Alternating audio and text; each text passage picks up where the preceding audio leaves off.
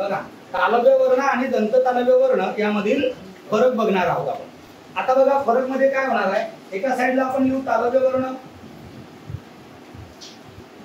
तालव्य वर्ण उच्चार, तालव्य वर्ण उच्चार, ठीक आहे। दुसऱ्या बाजूला आपण लिहिणार आहोत दंत तालव्य वर्ण उच्चार, दंत तालव्य वर्ण उच्चार, वर्ण उच्चार।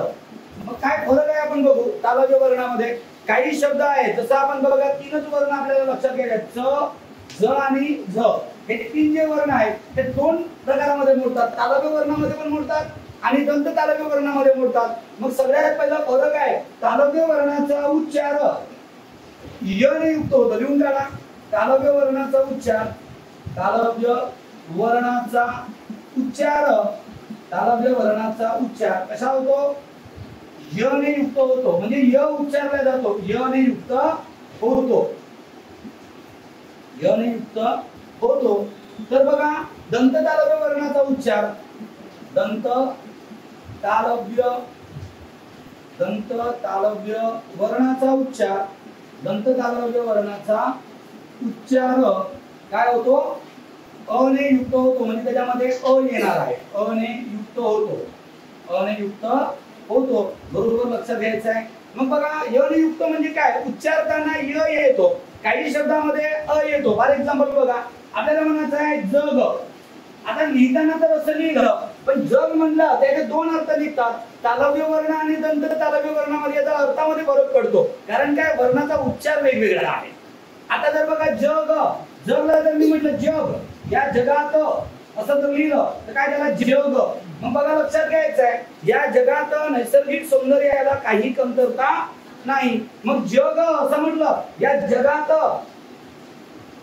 वाटेल ते मिळते, या जगात वाटेल ते मिळते, मग तेव्हा उच्चार कसा येतो, य ने युक्त येतो। मग जग याचा अर्थ काय होत आहे, सृष्टी, काय होतो, सृष्टी असा होतो। मग याच्यानंतर जर आपण बघितलं तर लक्षात घ्यायचं आहे, याच्यानंतर आपण बघितलं तर जग, जग याचा अ ने युक्त जर आपण उच्चार केला तर बघा जग म्हणजे काय, जिवंत राहा, तू खूप दिवस जग। आपली आजी आपल्याला आशीर्वाद देते, आपल्या नातवांना आशीर्वाद नाही देत का, अरे खूप दिवस जगा तुम्ही, जग।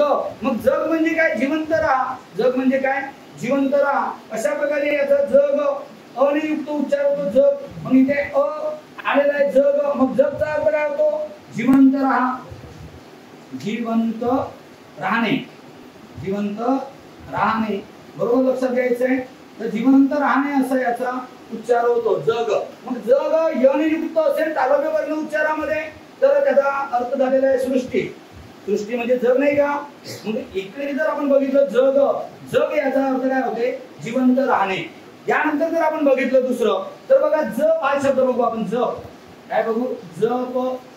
आता जप हा उच्चार जर आपण केलं तर जप, आता बघा जप आणि जप मध्ये फरक आहे। मी जर म्हटलं तू जप कर, तुम्ही जप करा, जप करा म्हणजे काय, देवाचे नाव घेणे, जप करा। आपण करतो ना जप करणे, म्हणजे माळ पकडतात आणि माळ पकडून ओम नमः शिवाय करत बसतो आपण, आजकाल देशात तेच चालू आहे, जप करणे। काय चालू आहे, जप करणे, देवाचं नाव घेतलं की सगळंच काही ठीक होते, अशा प्रकारे चालू आहे। पण तुम्हाला काय वाटतं, तुम्हीच ठरवा, आलं लक्षात, बरोबर की नाही। आता जर आपण विचार केला जप, बघा याच्यामध्ये जर आपण विचार केला तर बघा जप, आता याचा उच्चार जर आपण य ने युक्त केलं, जप, जप म्हणजे काय होतो, तर देवाचे नाव घेणे, काय होतो, देवाचे नाव घेणे, बरोबर लक्षात घ्यायचं आहे, उच्चार बरोबर लक्षात घ्यायचे आहे। जप य ने युक्त उच्चार असेल तर देवाचे नाव घेणे होतो, आणि जर काही आपण अ ने युक्त उच्चार केलं, जप म्हणजे काळजी घेणे, तू स्वतःला जप बरं का, तब्येत हलावलेली आहे, तुम्ही स्वतःला जप किंवा जपा असं आपण बोलतो, म्हणजे काय आलेला आहे, अ ने युक्त उच्चार आलेला आहे। मग मी लिहिलं जप, मग याला अ ने युक्त लिहिलं जप, य मिसळलेला नाही। मग याच्यामध्ये जर का अ ने युक्त येतो तेव्हा त्याचा अर्थ काय होतो, तर लक्षात घ्यायचं आहे, जप म्हणजे काळजी घेणे, काय होतो, काळजी घेणे, अशा प्रकारे याचा उच्चार होतो, हे आपल्याला लक्षात घ्यायचं। पुन्हा एखादा शब्द बघू च वरून, तर बघा चाप, काय होईल, चाप, बोलताना असं लिहिताना असं लिहितो, पण चाप असं पण बोलतो, चाप। मग यचा उच्चार केला चाप, तर चाप म्हणजे काय होतो, चिमटा घेणे, काय होते, चाप म्हणजे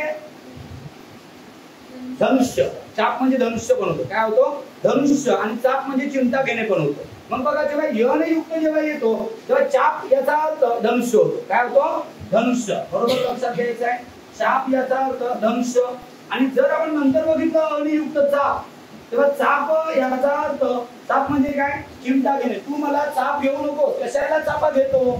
कशाला चाप मारतो? म्हणजे म्हणण्याचा उद्देश काय आहे? चाप म्हणजे चिमटा घेणे. असे दोन अर्थ निघतात बघा. चिमटा घेणे, चिमटा घेणे. मग आपल्याला याचा अभ्यास करणे किती महत्त्वाचं आहे बघा. थोडासा उच्चार स्थानामध्ये फरक पडल्यामुळे मराठीतील शब्दाच्या अर्थामध्ये सुद्धा फरक पडताना दिसतो. म्हणून आपल्याला उच्चार स्थान महत्त्वाचे वाटतात.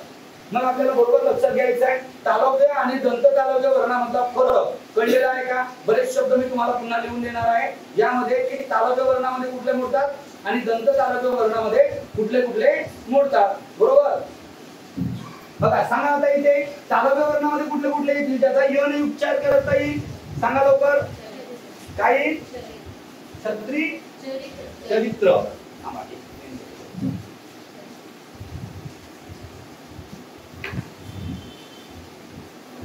बघा चरित्र. चरित्र लिहिताना बघा लिहिताना असं लिहितो आपण चरित्र.